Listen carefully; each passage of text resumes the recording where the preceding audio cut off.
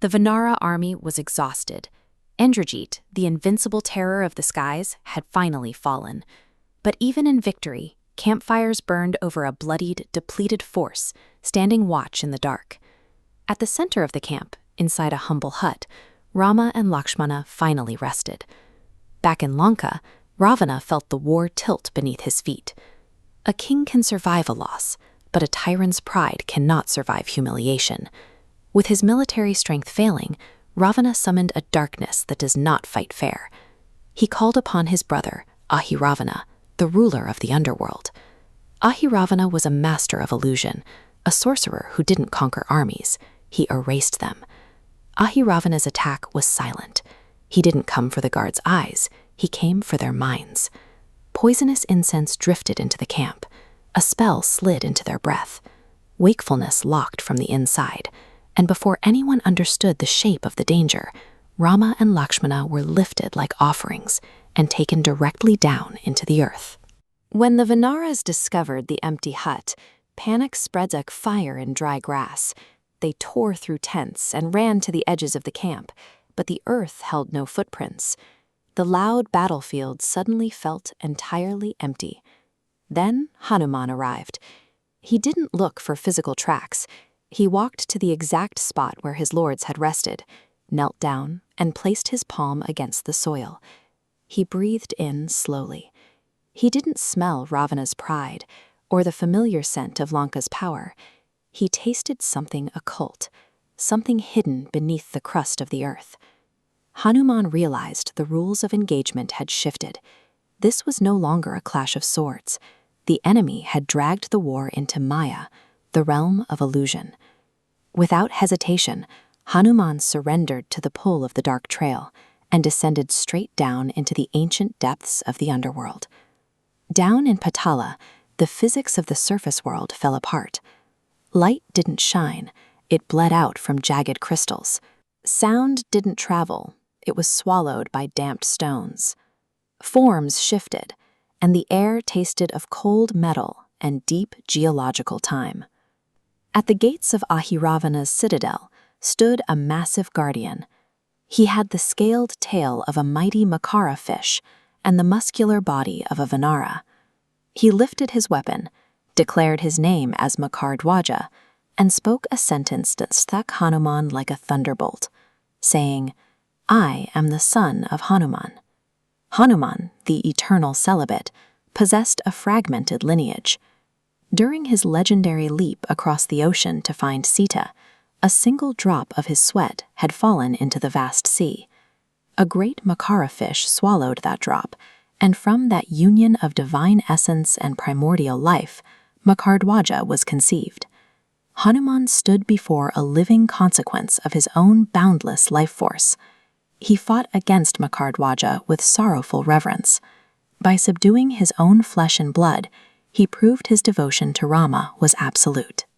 Deep inside a palace carved from darkness, Hanuman found the ritual chamber.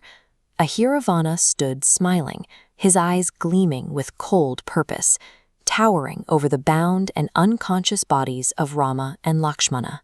Ahiravana had tied the thread of the prince's lives to 5 distinct knots. 5 lamps flared to life, placed at distant edges of the chamber. Ahiravana laughed, then offered a brutal ultimatum. To save his lords, Hanuman had to extinguish all 5 flames. This diagram illustrates the absolute physical impossibility of Ahiravana's trap. The 5 flames are positioned far away in a wide star geometry. To break the ritual, a single rescuer must extinguish all 5 flames at the exact same fraction of a second. The trap perfectly exploited the limitations of a physical body. Ahiravana demanded 5 actions in one single moment, 5 directions in one breath. Hanuman realized instantly that raw brute strength was entirely useless here. Faced with an impossible spatial puzzle, Hanuman didn't panic. He closed his eyes and went inward. He stopped reacting to the environment around him and aligned himself completely with the absolute source of his devotion. If the enemy had made this a problem of directions, he would become direction itself. The air thickened. Hanuman's body grew, his spine straightening like a divine bow.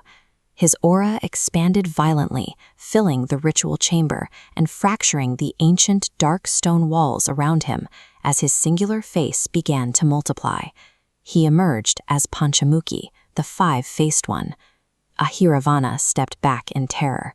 From the east remained Hanuman. From the south, Narasimha, the lion. From the west, Garuda, the eagle. From the north, Varaha, the boar. And from the crown, Hayagriva, the horse. Ahiravana stood paralyzed before a radiant geometry of consciousness.